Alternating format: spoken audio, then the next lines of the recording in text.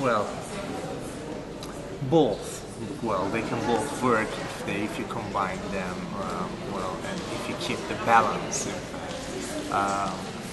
Well, of course, online language teaching does not work alone if it is not supported by classroom application, classroom teaching, because the core one is classroom teaching, of course.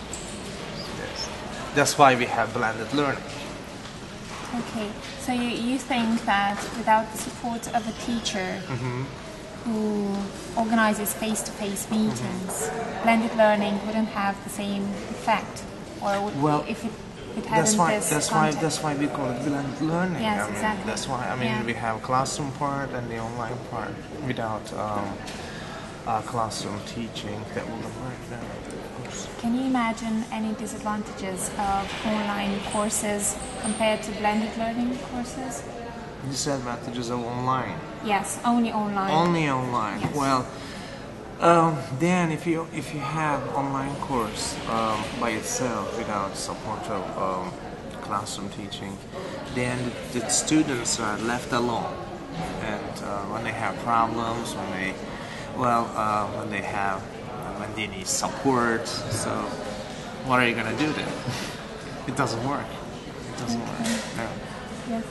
Okay. Thank you. You're welcome. You're welcome.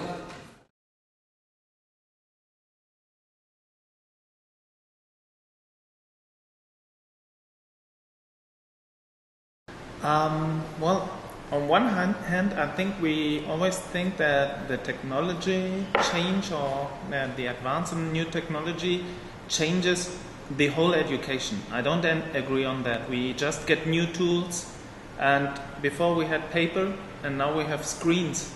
But basically we'll do more or less the same thing. So I don't think it changes too much. What will change is that the content before was controlled mainly by textbook editors, and it will become more and more the students who will put material online and other students can access these materials.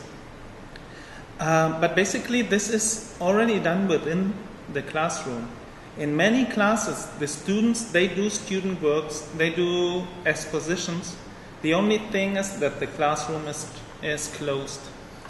And it is the social network of the internet or web-based networks which make communications better and interchange with other students from other countries.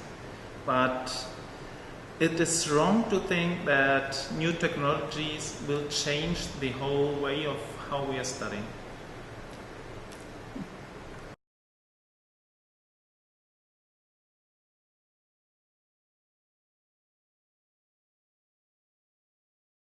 I think the most important thing is to make language learning authentic. In other words, we've argued for many years about whether we should teach language using this method or that method, and we worry about the grammar and the technical things that teachers are interested in. Students are not interested in this. They're interested in real language and real people, so they want to see video of real people speaking the foreign language. They want to go to the country.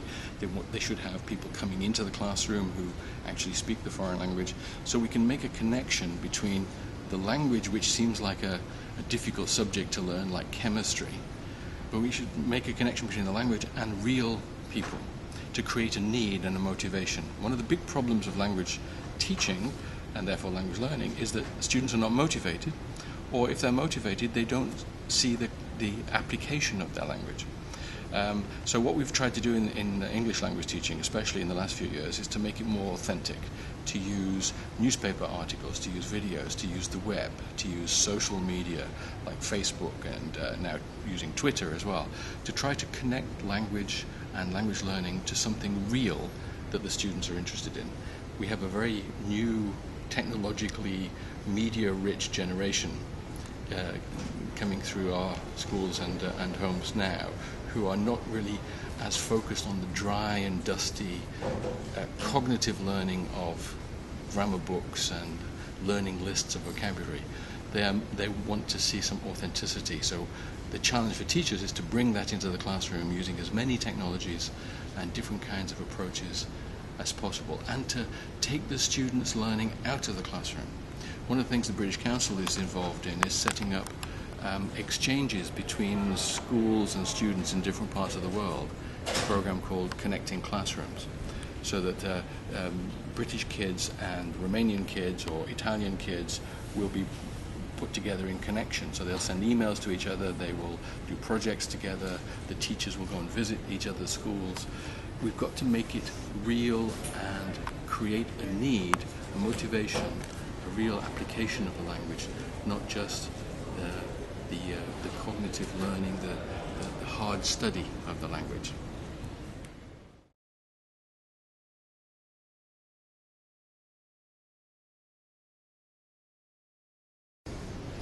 Este o întrebare foarte bună și este o legătură foarte importantă. Plurilingvism înseamnă că o persoană să vorbească, să fie capabil să vorbească mai multe limbi. Să vorbești mai multe limbi te ajută să te familiarizezi cu cetățeni din jurul tău din alte țări, să te familiarizezi cu obiceiurile, cultura, civilizația lor, ceea ce este extrem de important. În Academia Navală noi avem studenți care, prin natura meseriei, urmează să colinde lumea.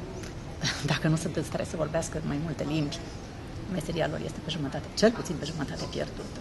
Și cred că este extrem de important.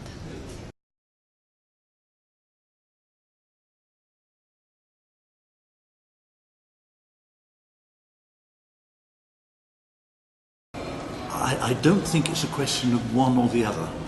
I think it's very useful that English, for example, is being used as a lingua franca, which means that practical contacts between people are facilitated by that. But on the other hand, if you think of a lingua franca replacing other languages, you're going to steal people's identities. Identity is very much linked to what people feel about it, what people feel about their language. And I think if we're trying to get real social cohesion, what we've got to get is to get acceptance of diversity.